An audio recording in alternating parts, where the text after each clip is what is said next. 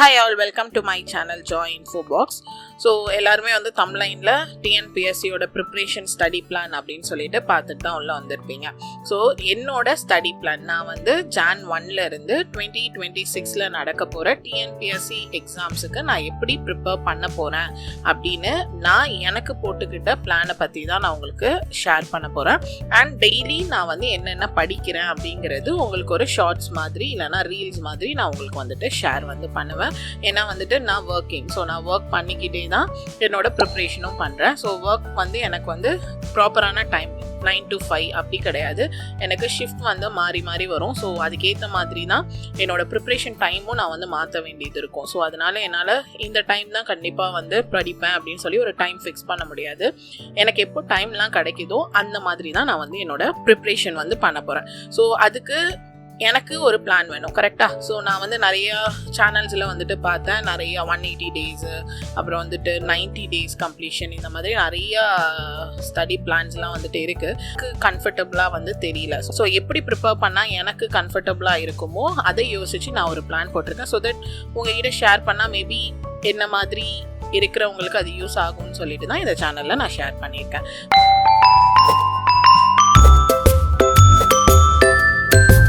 So என்னோட plan பார்த்தீங்கன்னா daily பேசிஸில் இருக்காது, மந்த்லி பேசிஸில் நான் வந்து இப்போதைக்கு போட்டிருக்கேன். ரீசன் என்னன்னா, இந்த மந்த்லி இதை கம்ப்ளீட் பண்ணணும் அப்படின்னு சொல்லிட்டு நான் ஷார்ட் பண்ணியிருக்கேன். அதுக்கப்புறம் ஒவ்வொரு வீக்குக்கா இந்த வீக்குள்ளே இவ்வளோ கம்ப்ளீட் பண்ணிடணும்னு சொல்லிட்டு நான் போட்டிருக்கேன். ஸோ அந்த வீக்கில் அந்த போர்ஷன்ஸை எப்படி கம்ப்ளீட் பண்ண போகிறேன் அப்படிங்கிறது அந்தந்த வீக் தான் நான் பிளான் பண்ணுவேன். ஏன்னா ஒரு வீக்கில் வந்து எல்லாமே கம்ப்ளீட் பண்ண முடியாமல் போயிருந்தா அந்த டாபிக்ஸ் அப்படியே கேரி ஃபார்வர்ட் ஆகும் நெக்ஸ்ட் வீக்குக்கு, கரெக்டாக? ஸோ அந்த பெண்டிங் டாப்பிக்கையும் இன்க்ளூட் பண்ணி தான் நம்ம அடுத்த வீக்குக்கு பிளான் போடுற மாதிரி இருக்கும். ஸோ அதனால ரஃபாக வந்துட்டு இந்த டாபிக்ஸ்லாம் முடிக்கணும் அப்படின்னு சொல்லி பிளான் போட்டிருக்கேன். ஸோ என்னோட பிளானை நான் வந்து டீட்டெயில்டாக எக்ஸ்பிளைன் பண்ணுறேன். உங்களுக்கு யூஸ் ஆச்சுன்னா நீங்கள் உங்களோட ப்ரிப்ரேஷனுக்கு யூஸ் பண்ணிக்கோங்க. ஸோ நான் வந்து டோட்டலாக வந்து என்னோட பிளான் எப்போ கம்ப்ளீட் ஆகுது அப்படின்னு சொல்லி பார்த்தீங்கன்னா ஆகஸ்டோட வந்துட்டு கம்ப்ளீட் ஆகும். ஸோ நான் வந்து இது வரைக்கும் தமிழ் நான் படித்தது இல்லை, ஏன்னா நான் வந்து இங்கிலீஷ் தான் படிச்சிருக்கேன். ஸோ அதுவும் இந்த குரூப் 2ல் ஆல்மோஸ்ட் வந்து ஓரளவுக்கு போயம் அண்ட் ப்ரோஸ் மட்டும் தான் படிச்சுட்டு போய் நான் அட்டென்ட் பண்ணேன். நான் வந்து கம்ப்ளீட்டாக நான் படிக்கல. ஸோ அதனால இங்கிலீஷு அண்ட் சைட் பை தமிழும் வந்துட்டு படிக்கலாம். ஏன்னா குரூப் 4 வந்து அட்டென்ட் பண்ணவே முடியல இங்கிலீஷ் மீடியம் ஸ்டூடெண்ட்டால். ஸோ ஒரு ட்ரை கொடுத்து பார்க்கலாம், தமிழ் படிக்க முடியுதான் ட்ரை பண்ணி பார்க்கலான்றதுக்காக தமிழும் இன்க்ளூட் பண்ணியிருக்கேன்.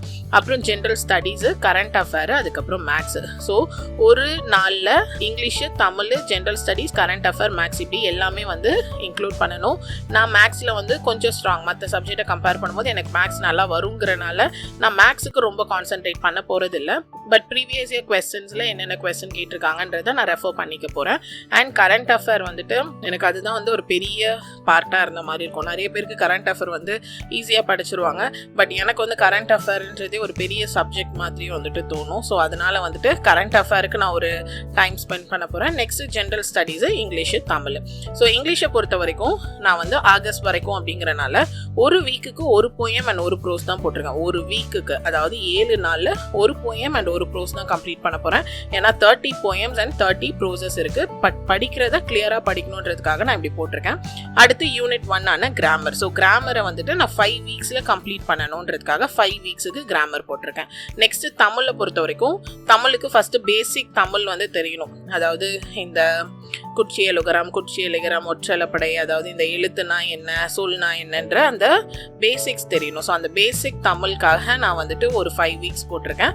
அடுத்து யூனிட் 7, எப்படி இங்கே வந்து யூனிட் 7 ஆன போயம் ப்ரோஸை இன்க்ளூட் பண்ணியிருக்கணும், அதே மாதிரி இங்கே யூனிட் 7ல் ஃபஸ்ட்டு திருக்குறள் பார்ட்டை நான் வந்து 5 வீக்ஸுக்கு பிளான் பண்ணியிருக்கேன், அதாவது Jan ஃபுல்லாக. ஸோ அடுத்து ஜென்ரல் ஸ்டடீஸில் நான் வந்து கொஸ்டின் எவ்வளோ வெயிட்டேஜோ அதை பேஸ்டாக பிரிச்சிருக்கேன். ஃபஸ்ட்டு நான் பாலிட்டியை கம்ப்ளீட் பண்ணிடலான்னு சொல்லி பாலிட்டி போட்டிருக்கேன்.